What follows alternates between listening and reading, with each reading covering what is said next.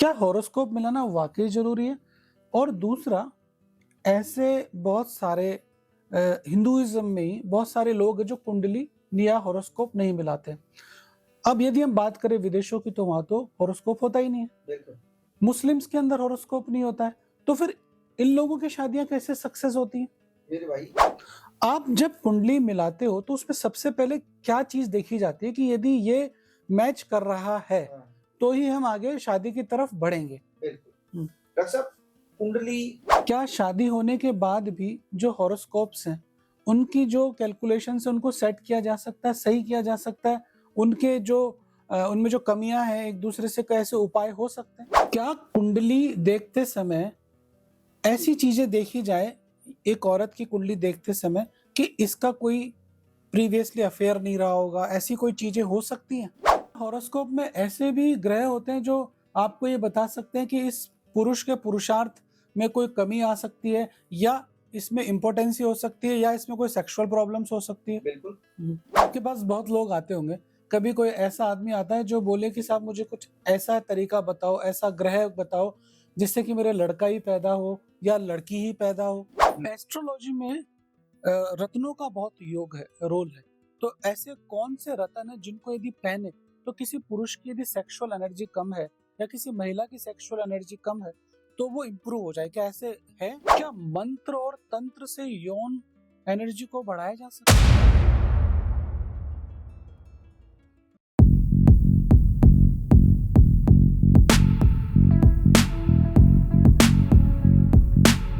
स्वागत है आपका एक नए एपिसोड के अंदर, और आज हमारे साथ हैं एस्ट्रोलॉजी के पुरोधा आचार्य धर्मेंद्र खंडेलवाल। ये लोगों की कुंडली देखते हैं, लोगों को अच्छे जीवन को कैसे जीना है उनके ग्रहों को, दिशाओं को बताते हैं। ये वास्तु शास्त्री हैं, लोगों के घरों के अंदर जो भी वास्तु के डिफेक्ट्स होते हैं उनको सही करते हैं। मैं इनको पर्सनली काफी सालों से जानता हूं, और सबसे इंपॉर्टेंट और सबसे बेहतरीन बात, इंडिया के कुछ ऐसे टॉप एस्ट्रोलॉजर में हैं जिन्होंने मेडिकल एस्ट्रोलॉजी के अंदर ओंकारेश्वर विश्वविद्यालय से पीएचडी करी हुई है। तो दोस्तों, मिलकर स्वागत करते हैं आचार्य धर्मेंद्र खंडेलवाल का। नमस्कार साहब, राधे राधे। मैं आचार्य धर्मेंद्र खंडेलवाल। कुंडली के वैसे तो 12 भाव को दुनिया जानती है और दुनिया मानती है, लेकिन मैंने 6 हाउस, जिसे रोग भाव कहते हैं, उसी पर कुछ अपना ज्ञान अर्जित करने का प्रयास किया है। सर, स्वागत है आपका। मेरा पहला सवाल ये है कि क्या अभी ये पॉडकास्ट का जो समय है इसमें ग्रहों की क्या दशाएं चल रही है? अभी प्रेजेंट पोजीशन में कन्या लग्न बन रहा है और लग्नेश अष्टम भाव में मेष राशि का बन रहा है। इस समय पर गूढ़ ज्ञान, अंदरूनी ज्ञान की बड़ी आवश्यकता है इस देश के लोगों को, इस देश की सभी भाइयों को। तो अभी गूढ़ ज्ञान लेने का समय चल रहा है और उसी समय पे आपने अपना ये एपिसोड आरंभ किया है, और अपन जो गूढ़ ज्ञान की बात करेंगे वो इसी आधार पर होगी। सर, मेरा दूसरा सवाल ये कि हम डेली रूटीन में एस्ट्रोलॉजी को कैसे शामिल कर सकते हैं? हम डेली अपने एस्ट्रोलॉजी को बहुत अच्छे ढंग से शामिल कर सकते हैं, क्योंकि मैं आपको पहले ये बात अवगत करा दूं कि जीवन में सभी ग्रह हमारे आसपास भ्रमण करते हैं। सूर्य को पिता का कारक माना गया है, चंद्रमा को माता का कारक माना गया है, भाई को मंगल का कारक माना गया है और बुध को बहन का कारक माना गया है। पत्नी को शुक्र का जिसे स्थान दिया गया है उसे पत्नी कहा गया है। जो हमारे यहाँ कार्य करते हैं वह शनि कहलाते हैं, और जो नीचे साफ सफाई का कार्य करते हैं वो राहु केतु की संज्ञा दी गई। अगर हम अपना सूर्य मजबूत करना चाहते हैं तो पिता की सेवा कर लें, और चंद्रमा को मजबूत करना चाहते हैं जिसे मन कहते हैं उसे माता की सेवा कर लें। भाइयों से अक्सर विवाद आता है तो ये मंगल कारक बन जाता है, और बुध हमारे घर में बहन का कार्य करती है। इसी प्रकार से जीवन आगे चलने के लिए शुक्र का जीवन में बहुत बड़ा प्रभाव होता है। इसीलिए ईश्वर ने शुक्र की महादशा 20 वर्ष की बनाई गई है। ये मनुष्य के सुख का कारक बनता है। इससे स्त्री सुख, वाहन सुख, पत्नी का सुख, बेडरूम का सुख, बड़े मकान का सुख, इस प्रकार के सभी सुखों को शुक्र से जाना जाता है। आपने मेडिकल एस्ट्रोलॉजी के अंदर पीएचडी का विचार आपके दिमाग में कैसे आया? क्योंकि मेडिकल के अंदर तो डॉक्टर्स का काम है, तो आप एस्ट्रोलॉजी में कैसे पीएचडी का ये विचार कैसे आपके दिमाग में आया? देखो साहब, ऐसा है कि कुंडली के 12 भावों से शरीर के समस्त अंगों को जाना जा सकता है।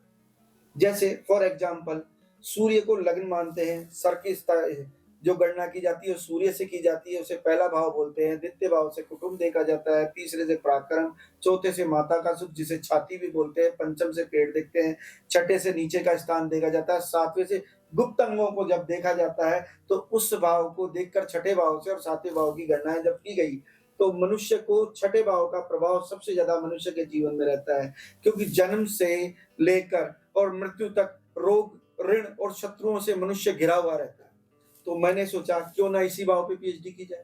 तो उससे आप लोगों को किस तरह से बेनिफिट करते हैं? हम छठे भाव का उपाय करके छठे भाव की दशाएं चले, तृतीय भाव की दशाएं, तृतीय भाव मनुष्य के छोटे रोग को देता है और छठा भाव रोगों के आने वाले में बताता है कि ये रोग आने वाला है या इस मनुष्य को ये रोग होगा। अष्टम भाव से मृत्यु का और 12वें भाव से मृत्यु का विचार किया जाता है। तो उससे पहले एक टोल नाका, जैसे अपन गाड़ी चलाते हैं तो टोल का स्थान जिसे माना जाता है उसे छठा घर बोलते हैं। भाई आपको कहीं पार करना है, कहीं जाना हो तो पहले टोल देना पड़ेगा ना। तो छठे घर के आधार पर हम मनुष्य के बारे में ये जान सकते हैं कि इससे रोग कौन होगा, इसे कोर्ट कचहरी के कितने चक्कर खाने पड़ेंगे, इसके शत्रु कौन होंगे, इसके बारे में विचार केवल छठे भाव से ही किया जा सकता तो छठा भाव किस ग्रह का होता है? छठा भाव काल पुरुष की कुंडली में कन्या राशि को माना गया है, जिसका स्वामी होता है बुध। सर, ग्रहों की दशा का जो कुंडली है वो शादी से पहले क्या क्या इनका रोल है? बहुत अच्छा क्वेश्चन पूछा साहब आपने डॉक्टर साहब। ऐसा है, जीवन में स्त्री का कारक जो विवाह करवाता है उसमें सबसे ज्यादा अहम रोल गुरु का माना गया है और शुक्र का भी बहुत बड़ा रोल माना गया है।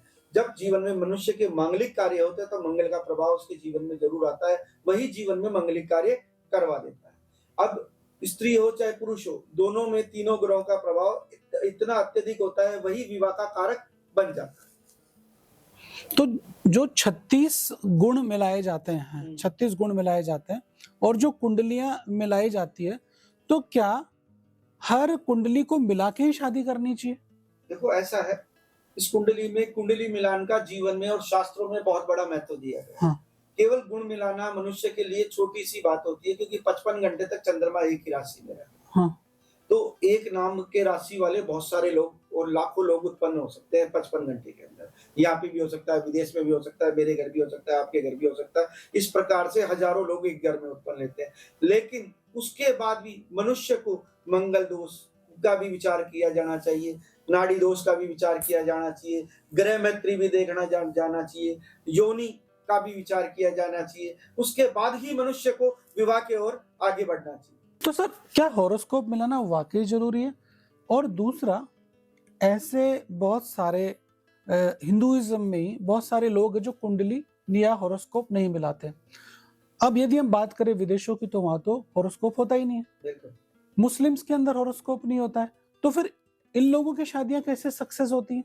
मेरे भाई, मुस्लिम में एक गोत्र एक जाति में विवाह हो जाता है। हमारे 2 गोत्र 4 गोत्र का बहुत बड़ा महत्व होता है, वरना हमारे शास्त्र के अनुसार उसे वर्ण संकर और अभुज्य औलाद मानी जाती है, जिसे पुंज कहते हैं। वह जिसके जैसे सेम गोत्र वाले हो गए, माता पिता का गोत्र आदर नहीं मिलता, तो वो पुंज औलाद कहलाती है। उनके हजारों प्रकार के रोग आ जाते हैं। नहीं, लेकिन यूरोपियंस कम्युनिटीज की बात करें तो आप एनालिसिस करके देख लीजिए, अगर उनके एक गुण या एक गोत्र में एक वर्ण संख्या में विवाह करते हैं तब भी उनके वह रोग उत्पन्न हो जाते हैं, जिसे नाड़ी दोष ब्राह्मण जाति में बहुत बड़ा दोष माना जाता है। तो कुंडली मिलाना बहुत जरूरी है आपके हिसाब से? मेरे हिसाब से आप जब कुंडली मिलाते हो तो उसमें सबसे पहले क्या चीज देखी जाती है कि यदि ये मैच कर रहा है तो ही हम आगे शादी की तरफ बढ़ेंगे? बिल्कुल डॉक्टर साहब, कुंडली में सबसे पहले तो मनुष्य को गुण मिलाने चाहिए, फिर मनुष्य के एक दूसरे की दशाएं और नक्षत्रों का विचार किया जाना चाहिए, चंद्रमा का विचार किया जाना चाहिए कि दोनों का मन मिलेगा तभी वैवाहिक जीवन सुख में रहेगा। यूरोप में, यूएस के अंदर तो लोग शादियां करते हैं और वहां कोई हॉरोस्कोप वगैरह भी नहीं होता, तो फिर वो लोग कैसे सक्सेसफुल मैरिज करते हैं? देखो साहब, अपन जो कुंडली मिलान करते हैं दक्षिण भारत की तरफ से देखिए, हर कुंडली की एक दिशाएं और नक्षत्रों का विचार किया जाना चाहिए। वहां का कल्चर, वहां का प्रभाव ही वहाँ की ऊर्जाएं इस प्रकार की होती है, वहाँ छूट भी जाती है।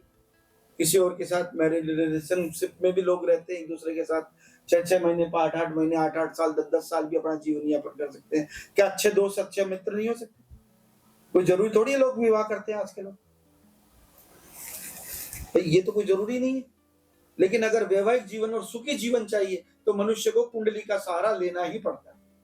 पर जैसे कि अब हम बात करें प्रेजेंट कल्चर में, तो अब बहुत सारी शादियां लव मैरिज हो रही हैं, बिल्कुल। ठीक है ना। तो अब लव मैरिज, जब आप किसी से प्रेम करने जा रहे हो तो उसकी कुंडली देख के तो प्रेम नहीं करोगे। हाँ। तो ऐसी कंडीशन के अंदर हमें क्या देखना चाहिए कि जब शादी में जाएं या प्रेम विवाह में जाएं, तो वो क्या क्या किन किन चीजों को नेग्लेक्ट किया जा सकता है? देखो डॉक्टर साहब, सबसे पहले बात तो उस कुंडली का विचार किया जाना चाहिए। अगर गण नहीं मिलते तो कोई बात नहीं, उसके बाद उस चीज की शुक्र की दशाएं देखनी चाहिए, शुक्र का प्रभाव देखना चाहिए, सप्तम भाव का प्रभाव देखना चाहिए, सप्तमेश का प्रभाव देखना चाहिए। अगर सप्तम भाव पर किसी पाप ग्रह की दृष्टि पड़ रही है, स्त्री की भी पड़ रही है, पुरुष की भी पड़ रही है, तो वैवाहिक जीवन में उसके स्पीड ब्रेकर बन जाता है, जीवन यूं प्रकार से चलने लग जाता है। फिर आए दिन झगड़े होता है, विवाद होता है, कोर्ट कचहरी जाते हैं या पंडितों के चक्कर खाने लगते हैं। तो इन चीजों का विचार पहले किया जाना चाहिए कि सप्तम भाव में कौन सा ग्रह बैठा है, कोई पाप ग्रह बैठा है, कोई शुभ ग्रह बैठा है, कोई पाप ग्रह की दृष्टि तो नहीं है। उनका विचार तो एक छोटा सा क्वेश्चन बनता है, वो विचार करने के बाद विवाह कर लेना चाहिए। क्या शादी होने के बाद भी जो हॉरोस्कोप्स हैं, उनकी जो कैलकुलेशन है उनको सेट किया जा सकता है, सही किया जा सकता है? उनके जो उनमें जो कमियां हैं, एक दूसरे से कैसे उपाय हो सकते हैं? देखो डॉक्टर साहब, आपने बहुत अच्छा क्वेश्चन पूछा है ये बात कि क्या उसको सही किया जा सकता है। मनुष्य को ये जीवन जीने के लिए कर्म तो करने ही पड़ते हैं। दोनों एक दूसरे से शांति रखें, एक दूसरे को समझे, एक दूसरे का समझने का प्रयास करें या एक दूसरे की भावनाओं को समझें, तो जीवन में झगड़े ही नहीं होंगे। दूसरी बात, उनके लिए जैसे मान लो किसी की कुंडली में गुरु का विचार, स्त्री की कुंडली में बहुत बड़ा विचार किया जाता है, तो गुरु के जाप करके, गुरु के प्रभाव को बढ़ा करके, पुखराज धारण करके, रत्न धारण करके भी इस प्रभाव को कम किया जा सकता है कि विवाद आपसी कम रहे। सबसे बड़ा कारण, इसका कारण बनता है डॉक्टर साहब, वाणी दोष। अगर आप किसी स्त्री और पुरुष के बारे में, अगर वो पति पत्नी एक दूसरे की कमी निकालना कम कर दे, एक दूसरे की कमी निकालना छोड़ दे, तो जीवन के आधे झगड़े खत्म हो जाएंगे। तो इसका कारण क्या बनता है? इसका कारण बनता है राहु केतु। केतु मनुष्य को ज्यादा बुलवा देता है, लिमिट से बाहर बात करवा देता है, केतु का काम है। तो अपनी वाणी को कंट्रोल कर लीजिए ना, बुद्ध को कंट्रोल करो, केतु अपने आप कंट्रोल हो जाए। लेकिन आपने तो बोल दिया वाणी को कंट्रोल करें, लेकिन आप फीमेल की वॉइस को कैसे कंट्रोल कर सकते हो? वाणी कंट्रोल ही हो जाए तो दुनिया के सारे युद्ध ही बंद हो जाए। देखो डॉक्टर साहब, वाणी कंट्रोल की जा सकती है। कैसे? इसका इलाज है, केवल वाणी का कारक बनता है बुद्ध।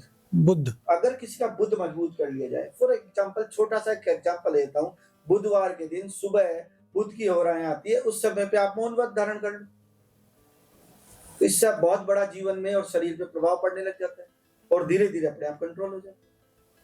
नहीं, लेकिन स्त्री का जैसे जो जुबान है, जो लैंग्वेज है, वो बहुत अनकंट्रोल्ड है और बार बार झगड़ना चाह रही है, तो आप उस चीज को कैसे रोक सकते हो? उस चीज की, उसकी जो दशाएं चल रही है, हो सकता है वो राहु की दशाओं में उसकी मानसिक पीड़ाएं बढ़ जाएगी, राहु की दशाएं होंगी तो आप राहु को कंट्रोल करिए। मेन तो उसकी और कुंडली देखकर ये विचार किया जाना चाहिए कि भाई इसकी दशाएं क्या चल रही है, वो मानसिक पीड़ा तो नहीं है, किसी और की पीड़ा या और किसी की बात। परिवार में 5 लोग रहते हैं, सास भी रहती है, बहू भी रहती है, जेठ भी रहता है, जेठानी भी रहती है, उसका प्रभाव भी वो कहाँ उतारेगी? वो पति पे उतारती है। तो आप सबसे पहले मनुष्य को अपनी वाणी को कंट्रोल कर लो। एक अगर पति पत्नी के झगड़ा होने के, मैंने आज तक हजारों कुंडलियों पर एनालिसिस किया और उसका कारण एक ही पाया कि उनकी वाणी कंट्रोल नहीं है। और वाणी कंट्रोल क्यों नहीं? वो एक दूसरे की कमी ढूंढते हैं। मनुष्य की कमी ढूंढना छोड़ देना चाहिए और मनुष्य की सुंदरता, आकर्षण, उसकी बातचीत करने का, पति पत्नी में प्रेम, उसके बारे में विचार किया जाना चाहिए, न कि ये वो फलाना तुमने। अक्सर लेडीज और हमारी बहनें पूर्व समय की बातों को रिपीट किए जाती है और उसी बात को दिमाग में ले आती और इसी पे झगड़े होते। जो चला गया उसे विसारो, जो नए के बारे में विचार करो ना, आधे दिन झगड़े खत्म। क्या कुंडली देखते समय ऐसी चीजें देखी जाए एक औरत की कुंडली देखते समय कि इसका कोई प्रीवियसली अफेयर नहीं रहा होगा, ऐसी कोई चीजें हो सकती हैं? देखो डॉक्टर साहब, इसका विचार पंचम भाव से किया जाता है, क्योंकि पंचम भाव से मनुष्य का प्रेम दिखता है। हम्म, तो जब तक पंचम भाव पर मंगल मंगल के साथ पंचम भाव में शुक्र बैठा हो, या पंचम भाव का स्वामी पाप ग्रह के साथ बैठा हो, उस पर बृहस्पति की दृष्टि कहीं पर भी या कहीं से भी नहीं पड़ रही, तो इसका विचार किया जाना चाहिए कि इसका कहीं ना कहीं प्रेम रहा हो। नहीं, लेकिन यदि पंचम भाव के अंदर जो भी ग्रह है, हाँ, यदि वो है, तो क्या 100% ऐसा हो सकता है कि ऐसा उसका योगा योग बनता है, ऐसा विचार किया जाना चाहिए। अगर पंचम भाव में राहु है और तो 11वें भाव में केतु है, और वो लड़की किसी से प्रेम विवाह करना चाहिए या प्रेम विवाह की ओर आगे हो जाती है, तो प्रेम विवाह में कई सारे की विघ्न आते हैं, अड़चने आती है, और उस प्रकार से विवाह अधिक दूरी तक भी नहीं रहता। जिसको प्रेम प्यार में धोखा होता है, उसमें राहु का बहुत बड़ा रोल होता है। अगर राहु का प्रभाव पंचम भाव में या राहु पंचम भाव में बैठा है, तो उसके प्रेम विवाह में उसके साथ धोखा होने की संभावनाएं बहुत अधिक बढ़ जाती। नहीं, तो जैसे आजकल के लड़कों के मेरे पास बहुत लोग आते हैं जिनके प्री मैरिटल अफेयर रहे हैं, बिल्कुल। तो जब कोई पिता अपनी पुत्री की कुंडली दिखा रहा है, तो वो उस चीज पे क्या चीज देखे कि यार इस लड़के को एक बार मुझे इसकी थोड़ी सी ध्यान रखना चाहिए कि इसके इसकी ग्रह दशा ऐसी है कि कहीं इसका कोई सेक्सुअल अफेयर तो नहीं रहा, या कहीं ये बहुत डीपली इन्वॉल्व तो नहीं है जिससे मेरी बेटी की बाद में लाइफ खराब हो। देखो डॉक्टर साहब, पंचम भाव से ही किसी के बारे में जाना जाता है, चाहे वो मेल हो या फीमेल। मेल हो चाहे फीमेल, हाँ। दोनों के बारे में। हाँ। तो पंचम भाव में अगर मंगल शुक्र की युति बन रही है और उस पर कोई पाप ग्रह का प्रभाव पड़ रहा है, तो इसका मतलब या चंद्रमा का भी प्रभाव उसके ऊपर, क्योंकि चंद्रमा मनुष्य का मन है, तो मन तो विचलित होगा। तो मनुष्य का पंचम भाव पे पूरा कंट्रोल होगा, तब वो किसी और के प्रेम में की ओर नहीं बढ़ेगा। अगर पंचम भाव पे मंगल शुक्र की युति है और उस पर गुरु की दृष्टि कहीं से भी गिर जाती है, 5वीं 7वीं या 9वीं, उसमें से तीनों दृष्टियों में से, तो उसका प्रेम प्यार में इतनी सफलताएं नहीं मिलेगी, ना वो बदनाम हो पाएगा। तो बदनामी को रोकने का कारण किसके पास है? गुरु के पास। अगर उसमें किसी के पाप ग्रह की दृष्टि पड़ती है, तो बदनाम हो जाता है। अक्सर आपने डॉक्टर साहब देखा होगा कि वो लड़की उसके साथ चली गई या उसके साथ विवाह कर लिया, तो उसका कारक क्या बनता है? दोनों की दशाओं में राहु का बहुत बड़ा योगदान है। बिना राहु के प्रभाव के या बिना राहु की दशाओं के या बिना राहु के गोचर के वो ये कांड या ये कार्यक्रम कर ही नहीं पाते। तो राहु का प्रभाव जब तक कुंडली में नहीं हो, तब तक प्रेम विवाह की ओर आगे बढ़ता ही नहीं। जैसे अभी एक नया साइंस चला है कि शादी से पहले आदमी और औरत को दोनों को अपने ब्लड इन्वेस्टिगेशंस कराने चाहिए, डीएनए वगैरह की जांच करानी चाहिए कि इन लोगों को कोई तकलीफ नहीं हो, जेनेटिक्स में कोई इशू नहीं। ठीक है। तो आप कह रहे हो कि शादी से पहले भी ऐसी कुंडली या हॉरोस्कोप देखना चाहिए जिससे इनकी शादी में कोई सेक्सुअल प्रॉब्लम्स नहीं हो, बच्चे या संतान उत्पत्ति में कोई प्रॉब्लम नहीं हो। बहुत अच्छा सवाल है डॉक्टर साहब आपका। देखो, शादी जब मनुष्य करता है तो पहला मनुष्य अपना सुख देखता है, बाद में संतान के बारे में विचार करता है। तो इसमें अगर कोई, इसके लिए सप्तम भाव का पूर्णतः विचार किया जाना चाहिए। अगर सप्तम भाव में कोई पाप ग्रह, जैसे नपुंसक ग्रह जैसे बुध और शनि होता है, बुध और शनि का प्रभाव सप्तम भाव में है, बुध और शनि दोनों सप्तम भाव में बैठे हैं, और उस पर पाप ग्रह की दृष्टि कहीं से भी गिर जाती है, तो मनुष्य के पुरुषार्थ में कमी कर देता है, संतान उत्पत्ति के भी कारण रोक देता है। जैसे स्त्री की कुंडली में काक बंधन योग होता है, पंचम भाव का स्वामी अष्टम में जाके नीच का हो जाए किसी की कुंडली में, तो संतान उत्पत्ति होने में भी बहुत ज्यादा परेशानियां। तो काक बंधन योग, इसके बारे में थोड़ा और बता सकते हैं? बिल्कुल। हाँ। जैसे काक बंधन योग स्त्री की कुंडली में देखा जा सकता है, वैसे ही पुरुषों की कुंडली में भी ये विचार किया तो ये जा है सकता क्या बेसिकली? बेसिकली कि पंचम भाव का स्वामी पाप का होके अष्टम भाव में चला गया। अष्टम भाव छठा, 8वां और 12वां भाव, जिसे कहते हैं काल पुरुष की कुंडली में गंदा भाव माना, खड्डे का भाव माना, तो हर काम में रुकावट कर देता है। तो संतान उत्पत्ति में जैसे मान लो कर्क का मंगल है और वो अष्टम में बढ़ रहा है धनु लग्न में, तो मंगल जो पंचम का स्वामी वो अष्टम में जाके नीच का हो गया, तो उसके काक बंधन योग हो गया। तो उसकी कुंडली में संतान उत्पत्ति में बाधाएं आती है, रुकावटें आती है, और कई बार तो ऐसा भी योग बन जाता है जब संतान हो ही नहीं पाती, टेस्ट ट्यूब बेबी की ओर मनुष्य चला जाता है। अब आपने टेस्ट ट्यूब बेबी की बात करी है ना, तो टेस्ट ट्यूब बेबी की सफलता भी बहुत ज़्यादा नहीं है। यदि हम टेस्ट ट्यूब की बात करें तो 30 से 35% या 40% सक्सेस रेट है। तो क्या कुंडली देख के या हॉरोस्कोप देख के हम जब टेस्ट ट्यूब बेबी कराने जाते हैं तो सफलता बढ़ जाती है? बिल्कुल। ऐसे कोई ग्रह है कि यार इसी नक्षत्र में जाएं तो टेस्ट ट्यूब बेबी का इंसेमिनेशन कराएं, आर्टिफिशियल इंसेमिनेशन, तो सक्सेस बढ़ जाएगा? बिल्कुल। देखो साहब, पहले स्त्री के द्वारा उसकी कुंडली देखी जाएगी, पुरुष की भी कुंडली पर विचार किया जाएगा। क्योंकि पुरुष का भी तो योगदान है और स्त्री की कुंडली को ज़्यादा प्रभाव से देखा जाएगा। अगर बृहस्पति की दशाएँ चल रही है, जिसका स्वामी पंचम भाव का स्वामी कहलाता है बृहस्पति, अगर उसकी दशाएँ चल रही है और बृहस्पति का ही नक्षत्र है, तो संतान उत्पत्ति में कोई दिक्कतें नहीं आएँगी और टेस्ट ट्यूब बेबी आराम से हो जाएगा। ऐसे मैं आपको कई उदाहरण दे सकता हूँ। जैसे जैसे एक हमारे ही मिलने वाले हैं, मैं नाम नहीं बताना चाह रहा, 12 साल के लड़का हुआ, 12 साल बाद उनकी संतान ईश्वर ने वापस बुला ली और उसके 6 साल बाद वो अहमदाबाद भी गए, बड़े-बड़े डॉक्टरों को दिखाया।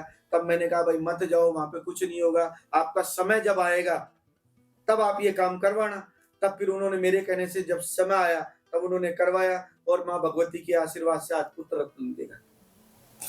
तो ऐसी कोई फेवरेबल पोजीशन होती है ये ग्रहों गुरु की? की दशाएं सबसे पहले देखनी चाहिए। तो गुरु की दशा में भी सबसे बढ़िया टाइम कौन सा रहेगा? गुरु की दशाएं हो, मंगल का प्रभाव उसकी कुंडली में पूरी तरह आ रहा हो और उसके नक्षत्रों का विचार किया जाना चाहिए, क्योंकि अलग-अलग कुंडली में अलग-अलग प्रभाव, क्योंकि अलग-अलग समय पे मनुष्य की उत्पत्ति हुई है, उसी आधार पर नक्षत्रों की गणना की जा सकती है। तो क्या हॉरोस्कोप में ऐसे भी ग्रह होते हैं जो आपको ये बता सकते हैं कि इस पुरुष के पुरुषार्थ में कोई कमी आ सकती है, या इसमें इम्पोर्टेंसी हो सकती है, या इसमें कोई सेक्सुअल प्रॉब्लम्स हो सकती है? बिल्कुल। हम्म।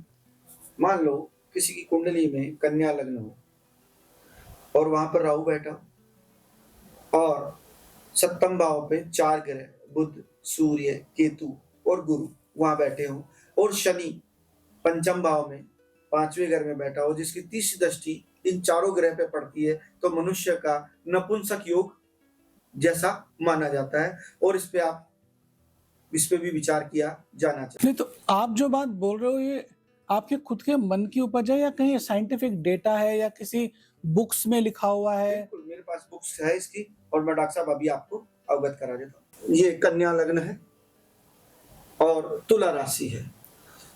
कन्या लग्न में राहु लग्न में विराज रहा है तथा पंचम भाव में शनि स्वराशि का होके बैठा है। छठे घर में शुक्र बैठा है और 7वें घर में सूर्य, बुध, गुरु और केतु का प्रभाव है तथा अष्टम भाव में स्वराशि का मंगल बैठा है। यह नपुंसक योग को दिखाता है। नहीं, अब आप कुंडली की बात कर रहे हो, हॉरोस्कोप की बात कर रहे हो, तो ऐसे कौन से ग्रह हैं जिससे ये पता चले कि यार इसके इरेक्टाइल डिसफंक्शन होगा, सेक्सुअल प्रॉब्लम आएगी, या ऐसा कौन सा ग्रह जिससे ये पता चले कि इसके जल्दी छूट जाएगा या प्रीमेच्योर इजैकुलेशन होगा? तो ऐसी कोई है? बिल्कुल है साहब। देखो डॉक्टर साहब, मनुष्य को शुक्र का बहुत बड़ा जीवन में प्रभाव है। शुक्र मनुष्य का वीर्य का प्रभाव का काम करता है शरीर में, पुरुष के जीवन। तो अगर शुक्र किसी की कुंडली में सूर्य के साथ बैठा है और बराबर डिग्री का है, तो उससे समस्या अक्सर आ जाती है, क्योंकि शुक्र को सूर्य की गर्मी शुक्र के वीर्य को पिघला देती। पिघलने से मनुष्य जल्दी से डिस्चार्ज हो जाता है। डिस्चार्ज हो जाता है। तो इस चीज में मतलब शुक्र और सूर्य का प्रभाव। सूर्य का प्रभाव। और यदि वो बहुत अच्छा खिलाड़ी है तो कैसे पता चलेगा? बहुत अच्छा खिलाड़ी है तो उसका शुक्र बड़ा मजबूत होगा। शुक्र मीन राशि का होगा तो उस पे कई स्त्रियां आकर्षित रहती। तो शुक्र को मजबूत कैसे किया जाए? फिर शुक्र को मजबूत, देखो शुक्र का कारक सबसे पहला माना जाता है इत्र, परफ्यूम। जैसे बढ़िया सा इत्र ले, नाभि जो मनुष्य की मध्य स्थल कहलाता है, बिल्कुल सेंटर, उसमें ना चंदन का इत्र, सबसे पहले चंदन का इत्र लगाए, गुलाब का इत्र लगाए। शुक्रवार के दिन को 1:30 बजे शुक्र के जाप किए जाए, 1:30 से 2:30 बजे की जब हो रहे आती है शुक्र की, तो उसके दिन ये कार्य किया जाए तो शुक्र बलवान हो जाएगा। दूसरी बात, भगवान शिव जिसे कहते हैं कि भगवान शिव को दही और शहद या दही या बूरा जिसे पिसा हुआ चीनी का कहते हैं, उसका लेप करने से शुक्र बलवान होगा। और अगर ज्यादा बलवान करना है तो आप शुक्र के दही से स्नान कीजिए, 15 मिनट तक रखिए, 15 मिनट बाद उनको स्नान करा लीजिए, तो आपका शुक्र बहुत जल्दी आकर्षण बलवान हो जाएगा। तो एक नॉर्मल आदमी भी अपना शुक्र मजबूत कर सकता है आपके बताए हुए उपायों से। बिल्कुल।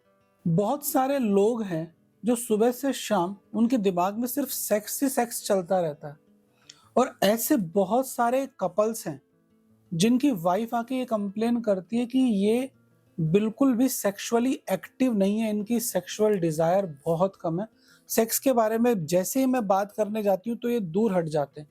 तो इस तरह का जो जीवन है कि एक हाइपर सेक्सुअल है, दूसरा उसके डिजायर ही नहीं हो रही, तो ऐसे क्या रीजंस होते हैं? देखो डॉक्टर साहब, इसमें मैंने आपको एक ही बात बोला है, शुक्र का प्रभाव बहुत अधिक होता है। जो दिन भर सेक्स के बारे में विचार करता है, सेक्स के बारे में सोचता है, फ़िल्में देखता है, पोर्न फ़िल्में देखता है और उसके दिमाग में यही बातें चलती हैं, तो उसका कारण है शुक्र कहीं न कहीं से पीड़ित है। शुक्र कन्या राशि का भी हो सकता है, शुक्र पर कोई पाप ग्रह की दृष्टि भी पड़ सकती है, शुक्र का प्रभाव भी बहुत अधिक हो सकता है। शुक्र मंगल की युक्ति सप्तम भाव पे होने पे और उस पे कोई पाप ग्रह की दृष्टि पड़ेगी तो आराम से सेक्स के बारे में ही दिन भर विचार सकता है। तो इसको कैसे रोका जाए? ये जो प्रोसेस है इससे बहुत सारे स्टूडेंट्स को पढ़ाई में दिक्कत आती है, लोग कंसंट्रेट नहीं कर पाते अपने काम पे, तो क्या कोई ऐसा उपाय बता सकते हैं जिससे कि ये चीजें कम हो जाए? देखो, मैंने आपको एक बात बताया कि भगवान शिव को दही और बूरा चढ़ाना चाहिए। अब शुक्र को बढ़ाने के लिए, कम करने के लिए उस शुक्र को पहले तो उस शुक्र की डिग्री को बढ़ाया जाए, तो भगवान शिव से एक आराधना की जाए, भगवान शिव की प्रार्थना करके, दही बूरे का लेप करके, चंदन का इत्र नाभि पे लगाकर और गुरु की माला करके आप इस शुक्र के प्रभाव को बढ़ा सकते हो। ये गुरु ज्ञान है, इंटेलिजेंस ही, वो गलत और जाने ही नहीं देगा। कई लोग हैं जिनके सपने के अंदर बहुत ज्यादा सेक्सुअल सपने आते हैं, अलग अलग पॉर्न स्टार्स आते हैं, और कई लोग तो ऐसे जो दिन भर पढ़ते रहते हैं, उनका कोई फीमेल से टच नहीं है, फिर भी उनको रात को सेक्सी सपने आते हैं और नाइटफॉल भी हो जाता है। तो इस बारे में आप कुछ बता सकते हैं? बिल्कुल। अगर सपने का कारण क्या होता है? नींद। नींद का कारण मनुष्य की मृत्यु। जब आदमी मृत्यु के समान सोता है बिल्कुल बेथाक, तो इसका कारण कौन से घर से देखें? 12वें घर से। 12वें घर किसका होता है? 12वां घर होता है मृत्यु का, मृत्यु का। विदेश का, विदेश यात्राओं का, नींद का, बेडरूम का, बेडरूम के सुखों का। तो उस सुख में कहीं ना कहीं विघ्न आ रहा है। अब विघ्न आने का कारण क्या बन रहा है? वहां कहीं ना कहीं शुक्र खराब है या राहु का प्रभाव 12वें घर पे पड़ा। जब राहु का प्रभाव 12वें घर पे आ जाए तो मनुष्य को ऐसे सपने और ऐसी बातें सूझती रहती, वो इन्हीं विचारों में लगा, तो नाइटफॉल हो जाता है उसको। तो वो शुक्र और मंगल का प्रभाव भी उसके ऊपर आ गया। इसको कैसे रोका जाए? देखो, इसके रोकने के 3 तरीके हैं। सबसे पहले तो उसकी कुंडली को जाना जाए कि क्या इनके यही प्रभाव है। जब तक अपन उस चीज पे विचार नहीं कर सकते तो अपन कैसे बताएं। फिर दूसरी बात, अगर राहु का प्रभाव है तो राहु के लिए काला और नीला वस्त्र कम पहने, काला और नीला कम पहने, अपने शरीर को स्वस्थ रखे। राहु का प्रभाव बॉडी पे नहीं आने देवे, जैसे बाल बढ़ाना, आजकल एक फैशन चल रहा है, दाढ़ी बढ़ाना, बाल बढ़ाना, तो ये राहु का प्रभाव, तो इसको कम किया जाए। दूसरी बात, सच संवर कर रखा जाए। तीसरी बात, सबसे बड़ी मेन बात होती है राहु का प्रभाव बाथरूम के अंदर। अगर आप अपना बाथरूम सही कर लेते हैं, जैसे बाथरूम को गंदा पड़ा है, गंदे कपड़े पड़े हैं, आज के कपड़े कल पहनेंगे, वहां टंगे हुए पड़े हैं, आधे नीचे पड़े हैं, कुछ धुले हुए हैं, कुछ बिना धुले हुए हैं, बाई आएगी शाम को धोएगी, तो वो आपका प्रभाव आपके गुप्त अंगों पे आएगा ही आएगा, वो कोई रोक नहीं सकता। तो इसके लिए आपको बाथरूम का स्टेटमेंट, बाथरूम का जो जगह है उसको सही करनी चाहिए, उसकी सफाई रहनी चाहिए। मतलब बाथरूम को बहुत नीट एंड क्लीन रखना है, तो राहु ठीक हो जाए, व्यवस्थित रखना है। व्यवस्थित।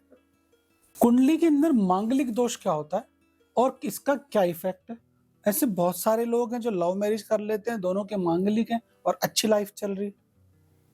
देखो, कुंडली में अगर प्रथम भाव में मंगल बैठा है, चतुर्थ में मंगल बैठा है, सप्तम भाव में जिसको विवाह का भाव कहते हैं उसमें मंगल बैठा है, और अष्टम भाव में मंगल बैठा है, और 8वां घर जिसे बोलते हैं कुंडली के भाव में, और द्वादश भाव में मंगल बैठा है, तो वो मंगल दोष आ जाता है। ठीक इसी प्रकार से अगर मंगल के अंदर पति पत्नी की कुंडली में 27 गुण मिलते हैं और 27 वर्ष की उम्र के बाद भी इसका प्रभाव कम होने लग जाता है, दूसरी बात, मंगल पर कहीं से भी बृहस्पति की दृष्टि पड़ती है तो मंगल दोष का प्रभाव कम हो जाता है, तथा मेष राशि और वृश्चिक राशि का मंगल कुंडली में कहीं भी विराज रहा हो, जिस घर में मैंने आपको बताया प्रथम, चतुर्थ, सप्तम, अष्टम और द्वादश भाव में, तो भी उसका प्रभाव कम होने लग जाता है। ऐसे कौन से ग्रह होते हैं जो आपको सेक्सी बनाते हैं? बहुत अच्छा क्वेश्चन है। मंगल और शुक्र की युति मनुष्य को सेक्सी बनाती है, मगर उस पर कोई ना कोई पाप ग्रह की दृष्टि अवश्य पड़नी चाहिए। अगर मंगल शुक्र की युति है और उस पर बृहस्पति चंद्रमा की दृष्टि पड़ रही है तो किसी को सेक्सी नहीं बना सकते। तो आप हर आदमी चाहता है कि वो सेक्सी हो, तो अपने कौन से ग्रहों को मजबूत करें जिससे वो सेक्सी लगे, सुंदर लगे, अट्रैक्टिव लगे? उसके लिए तो डॉक्टर साहब शुक्र को बलवान कीजिए ना।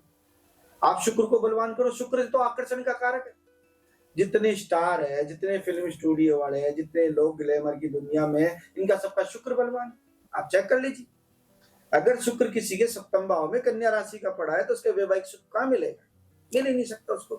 पहले कुंडली के बाद नवांश का भी विचार किया जाना चाहिए वैवाहिक जीवन में। तो आपकी इंटीमेसी और सेक्सुअल लाइफ बहुत अच्छी और रॉकिंग हो, उसके लिए कौन-कौन से ग्रहों को मजबूत करें, दोनों लड़का और लड़की?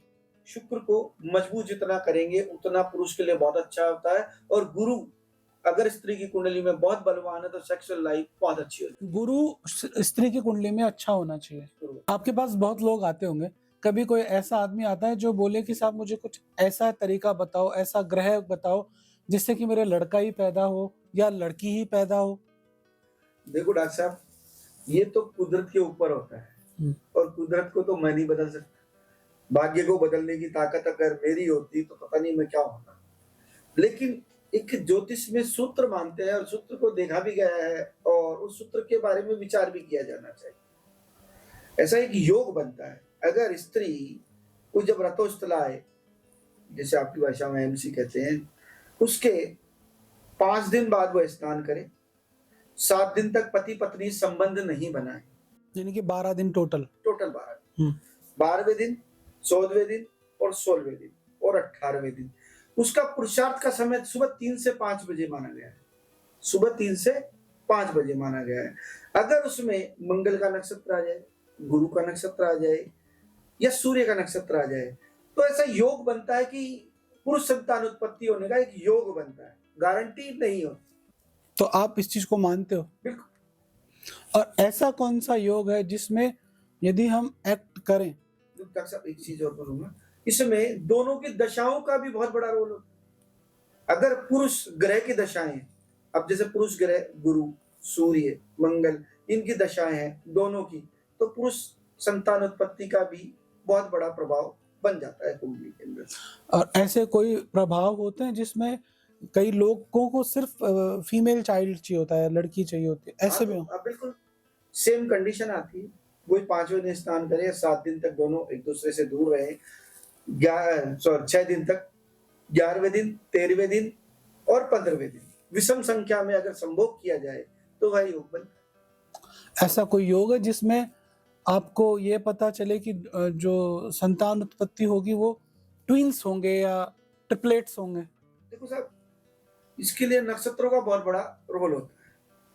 कुछ योग मैंने पढ़े हैं, मैं इसकी गारंटी तो नहीं ले सकता, लेकिन अश्विनी नक्षत्र में जो पिता जन्म लेता है या पुत्र जन्म लेता है तो अश्विनी का जो नक्षत्र है उसका स्वामी को आपने देखा होगा कि घोड़े के 2 मुख होते हैं, तो 2 संतान या ट्विंस होने के योग बन जाते हैं। तो अक्सर अश्विनी नक्षत्र में संतान उत्पत्ति का विचार किया जाए तो ट्विंस होने के चांस बन जाते हैं। एस्ट्रोलॉजी में रत्नों का बहुत योग है, रोल है। तो ऐसे कौन से रत्न है जिनको यदि पहने तो किसी पुरुष की यदि सेक्सुअल एनर्जी कम है या किसी महिला की सेक्सुअल एनर्जी कम है तो वो इम्प्रूव हो जाए? क्या ऐसे है रत्न? देखो, इस पे सबसे पहले कुंडली का विचार किया जाए। कुंडली में अगर मान लो किसी की कुंडली मेष लगन की बनती, स्त्री की कुंडली में मेष लगन बनता है या मेष राशि बनती है तो वह गुरु को मजबूत करे, और पुरुष की कुंडली में शुक्र का बहुत बड़ा रोल है। शुक्र को मजबूत करे, ओपल धारण करे, डायमंड धारण करे तो आदमी को सेक्स की क्षमताएं बढ़ने की योगा योग बन जाए। क्या मंत्र और तंत्र से यौन एनर्जी को बढ़ाया जा सकता है? बिल्कुल बढ़ाया जा सकता है। ऐसे कौन से मंत्र? शुक्र के मंत्र करके आप यौन एनर्जी को बढ़ा सकते हो। शुक्र ही तो सुख है। मनुष्य को सुख दो ही जगह मिलता है, या तो माता की गोद में या पत्नी के पास। इसीलिए चौथा भाव सुख का माना जाता है, और चौथे से चौथा सातवां भाव जिसे कहते हैं वो भी सुख का माना जाता है। क्या ब्रह्मचर्य का पालन करने से ग्रह मजबूत होते हैं? ऐसा तो नहीं होता अक्सर, लेकिन ब्रह्मचर्य एक अलग चीज, ये अलग विषय है, और वैवाहिक जीवन, गृहस्थ जीवन, ये अलग विषय है। दोनों में डिफरेंट है ना। कमजोर ग्रहों को कैसे मजबूत करें कि एक आदमी एक अच्छी वैवाहिक जीवन जी सके? देखो डॉक्टर साहब, वैवाहिक जीवन के लिए सबसे पहले मनुष्य को अपनी वाणी को मजबूत करना चाहिए, मेरा तो मानना है। दूसरी बात, शुक्र को मजबूत करना चाहिए, गुरु को मजबूत करना चाहिए। संतान चाहिए तो गुरु के लिए अच्छी सेवा भाव रखने चाहिए, गुरु को मजबूत करना चाहिए। तो आदमी का वैवाहिक जीवन के सुख समझ सुख मिल जाते हैं। लेकिन आजकल बहुत लेट शादियां हो रही है, तो कई ग्रह ऐसे होते हैं जिसमें आदमी संतान उत्पन्न कर लेता है। तो ये जो लेट विवाह हो रहे हैं, इससे क्या सेक्सुअल प्रॉब्लम्स बढ़ती है?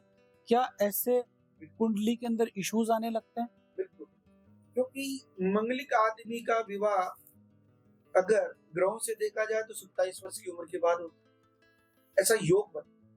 लेकिन अगर बृहस्पति मजबूत है और लगन में बैठा है तो पहले भी विवाह करवा दे, पहले भी मनुष्य का विवाह करा देता है। अब किसी की कुंडली में दो ही विवाह का योग बनता है, किसी के विवाह के अलावा भी जीवन में संबंधों का विचार किया जाता है, ये बहुत बड़ा विषय है। नहीं, यदि किसी के एक्स्ट्रा मैरिटल अफेयर हैं शादी के बाद भी, तो ऐसे कौन से ग्रह हैं, या उसकी वाइफ ऐसा क्या करे यदि उसको पता है कि ऐसे ग्रह की पूजा करे तो हो सकता है उसका अट्रैक्शन बाहर की तरफ से कम हो जाए? देखो, पहले तो मनुष्य को ये देखना चाहिए कि मनुष्य बाहर गया, क्या उसमें स्त्री का भी कोई रोल, खुद की स्त्री का। आप किसी दुकान पे भोजन लेने गए, वहां आपकी पूर्ति नहीं हुई, तो हो सकता है आप दूसरी जगह भी जाते। लेकिन अगर स्त्री के ग्रह मजबूत है, गुरु मजबूत है, तो पुरुष कहीं नहीं जा सकता। उसका सूर्य मजबूत होना चाहिए, उसका बुध मजबूत होना चाहिए, उसके ग्रह मजबूत होना चाहिए। क्या राहु और केतु भी यौन विकार कर सकते हैं? बिल्कुल कर सकते हैं। अगर केतु शुक्र के नक्षत्र का है तो मनुष्य के पुरुषार्थ को करता है। तो उसको कैसे मजबूत करें? आप केतु को मजबूत करने के लिए बुध को मजबूत कीजिए, बुध को मजबूत करने के लिए गणेश की सेवा कीजिए। ये जो कुंडली में 7.5 की दशा होती है, ये भी क्या सेक्सुअल लाइफ को खराब करती है? ये मानसिक पीड़ाएं देती है। जिसका चंद्रमा कहीं से भी कमजोर, शनि की दृष्टि कहीं पर भी चंद्रमा के ऊपर पड़ जाए या चंद्रमा के साथ शनि आ जाए, तो ये जीवन की मानसिकता जब खराब होगी तो पूरा जीवन ही खराब हो जाएगा। सेक्स की क्या बात करनी, पूरा जीवन ही मनुष्य का खराब हो जाएगा। वो सोचेगा ही नहीं। जब मनुष्य सोचेगा ही नहीं तो सेक्स की ओर कैसे जाएगा? जब तक माइंड सेट नहीं होगा तब तक आप सेक्स की ओर नहीं जा सकते। आपको भूख लग रही है पेट की, तो अब नीचे की भूख कहां से जाओ? जा ही नहीं सकते। क्या मंगल ग्रह भी सेक्सुअल लाइफ या फैमिली लाइफ को खराब करता है? मंगल का काम है जीवन में कई प्रकार के पराक्रम दिखाना, जोश दिखाना। मंगल अपने आप में जोश से भर देता है। मंगल और शुक्र की युक्ति जहां भी कुंडली में बनती है वह जोश को 4 गुना बढ़ाती है। यदि शुक्र नीच का है तो आपका सेक्सुअल लाइफ खराब हो सकता है आपके हिसाब से? नहीं, मैंने ये कहा खराब हो सकता है, उसका प्रभाव आ सकता है, उस जीवन में कई प्रकार के उतार चढ़ाव जा सकते हैं, उसका मूड बदल सकता है, कई प्रकार के जीवन में घटनाएं कर सकते हैं। तो ऐसे कोई बेसिक टिप्स जो हर आदमी अपने घर पे शुक्र को मजबूत करने के लिए कर ले, एक छोटा सा उपाय? देखो, अगर मनुष्य का बेडरूम साउथ वेस्ट को अच्छा कर दिया जाए तो जीवन के सुख मिलना आरंभ हो जाए। जैसे फॉर एग्जाम्पल, आप बेड पे हैं, वहां सभी चीजें बिखरी पड़ी है, बेडशीट अलग पड़ी है और पिलो अलग रखे हुए हैं, ये अलग रखा हुआ है, तो इससे जीवन में कभी सुखों की कभी कमी रहेगी। जैसे आजकल एक नया ट्रेंड चला है कि एक ही तकिया बनता है। पहले 2 तकिए होते थे, अब आजकल एक हो गया। लोग कहते हैं कि भाई ये प्रभाव व्हाइट कलर की, आपने अक्सर होटलों में देखा होगा, व्हाइट कलर की बेडशीटें वगैरह होती है, तो शुक्र का प्रभाव।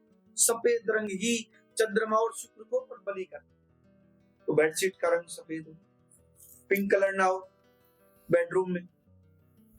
केवल राधे कृष्ण की फोटो या प्रेम करने वाले कोई ऐसे योग या ऐसे लोग हो जिनकी फोटो है वो, अब आप किसी मंदिर या किसी भगवान की फोटो बेडरूम में लगाओगे तो सुख कहां से पाओगे? नहीं, यदि हनुमान जी की फोटो बेडरूम में लगाते हैं तो तो नुकसान। सुख नहीं मिलेगा।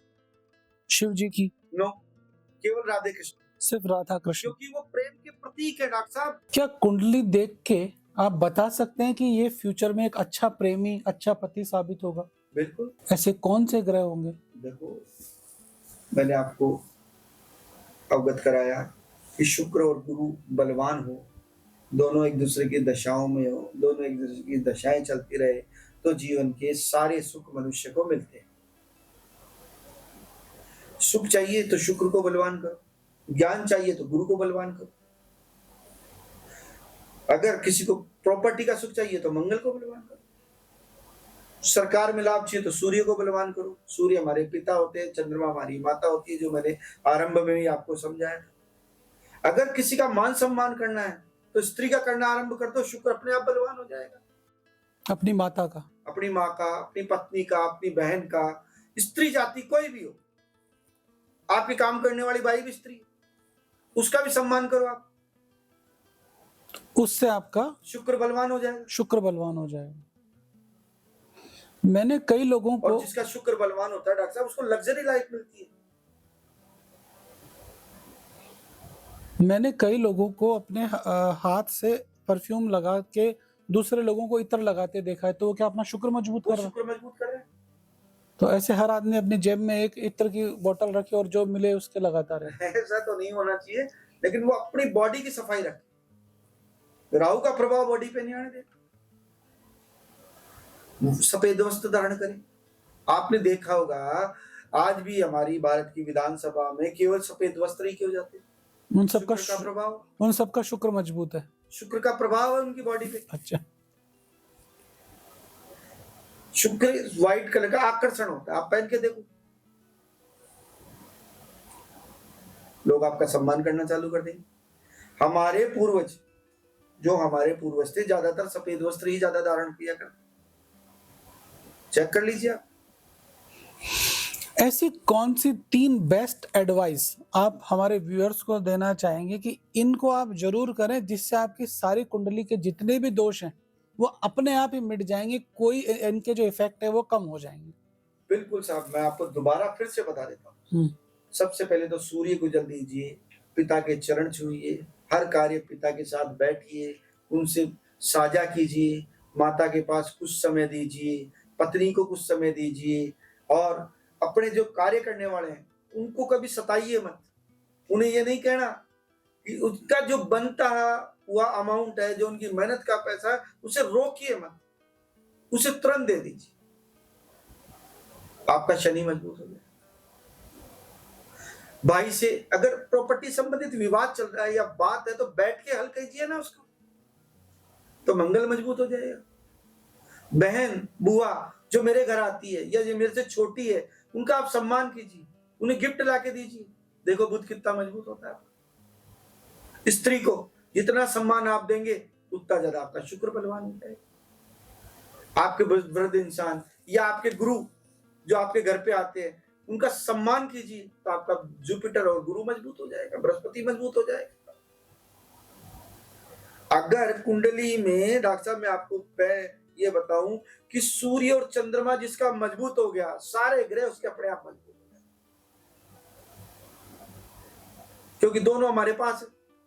दोनों के कारण मैं और आपकी उत्पत्ति हुई, क्योंकि दोनों सूर्य और चंद्रमा है, वो हमारे माता पिता।